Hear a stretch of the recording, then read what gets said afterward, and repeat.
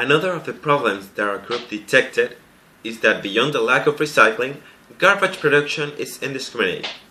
People do not only reduce the amount of garbage that is accumulated in landfills, but generate large amounts of it without the slightest awareness of the damage produced.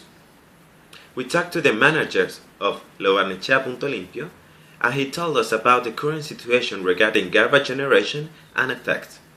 We also talked to a waste collector and locals to understand from their experience what it means to live together with the results of these actions.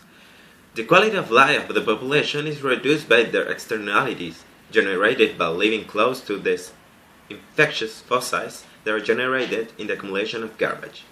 For example, there are disease mice that function like vectors to these diseases.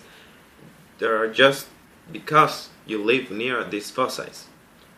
So the challenge that we have to face is not just to recycle the garbage that is there. Also, we have to make the people to generate less garbage.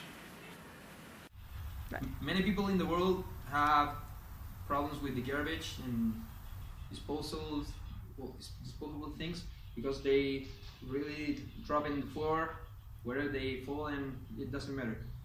So we took this problem and went to the Punto Limpio of Vitacura and talked to Rodrigo Reyes, the guy in charge of the Punto Limpio, and he told us the mainly recycling thing has two problems. People don't recycle because they don't know how to recycle, they don't know what to recycle, in what conditions you can recycle some things. And the other thing, then the most important problem, is that people don't really care about recycling. They don't feel motivated to do it.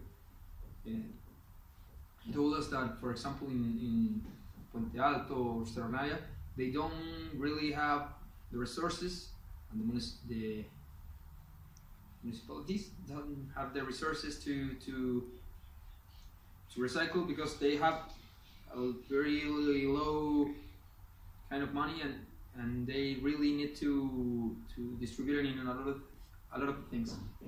The most important part of this is that people also don't feel motivated to it because they don't have the time, they don't have the money. The most important thing about this is that the people produce the garbage and really dispose it wherever they can, and they don't take them to puntos limpios in their own cities. Well, in our last task of recollecting information for the phone case idea that allowed you to charge your phone by using a mechanical work so you don't need electricity, we interviewed for an expert a woman that worked in a phone shop that sold phone accessories and provided technical service.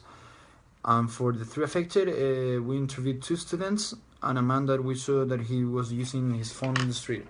In these interviews, we learned that people, when they buy phone cases, they look for protection.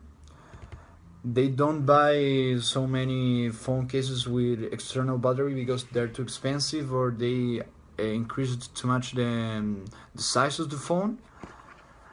They run off frequently out of battery when they attend to places where they don't have an electrical connection, because if they're in the house or university, they always have battery. And they saw a value in the idea that we showed them at the end of the interview. In situations like, for example, when they went to out of party and in the end of the night they needed to call a cab or somebody and they didn't have a phone. And also the expert told us a story of a young boy that died because he had an accident and he wasn't able to call someone because his phone battery was dead. And at the end of the story, this boy died because he couldn't call